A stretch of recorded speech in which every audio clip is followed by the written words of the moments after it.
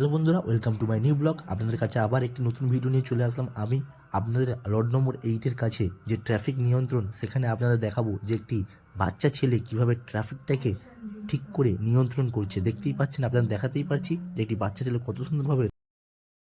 আজ 14ই জানুয়ারি, মকর সংক্রান্তির স্নান বা পৌষের স্নান। ঘরের লোকেরা বলল যে এই স্নান করলে নাকি সব পাপ ধুয়ে যায়, আর সেই উদ্দেশ্যে আমরাও বেরিয়ে পড়লাম রোড নম্বর 8-এ স্নানের উদ্দেশ্যে।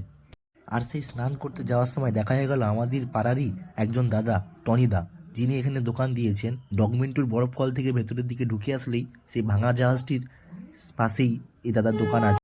স্নান করতে যাওয়ার সময় বা স্নান করে ফেরার সময় এক কাপ চা তো হয়েই যেতে পারে দাদার দোকানে।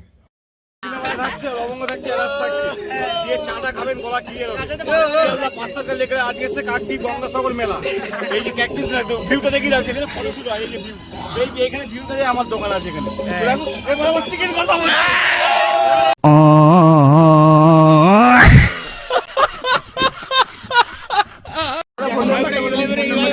আমাদের হেডলাইনের নাম্বার হচ্ছে 9339207153।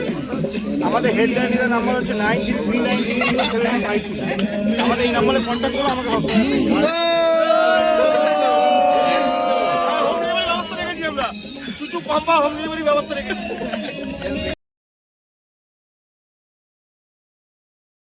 এই দাদার সাথে কিছুটা কথা বলে আমরা এগিয়ে আসলাম স্নানের উদ্দেশ্যে।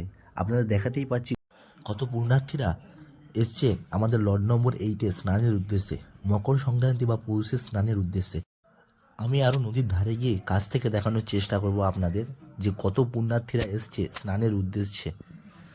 আপনাদের দেখাতেই পারছি চারিদিকে কত পুণ্যার্থী স্নান করে যাচ্ছে।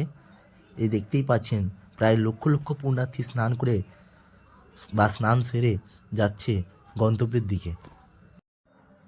আর স্নান সেরে আমরা চলে আসলাম বউবাজার হারবার নরসিংহ আশ্রমের কাছে, কারণ পৌষ সংক্রান্তির সময় যারা সব যাত্রীরা স্নান করে ফেরে তাদের সব খাওয়ার অথবা খিচুড়ির ব্যবস্থা করা হয় এখানে।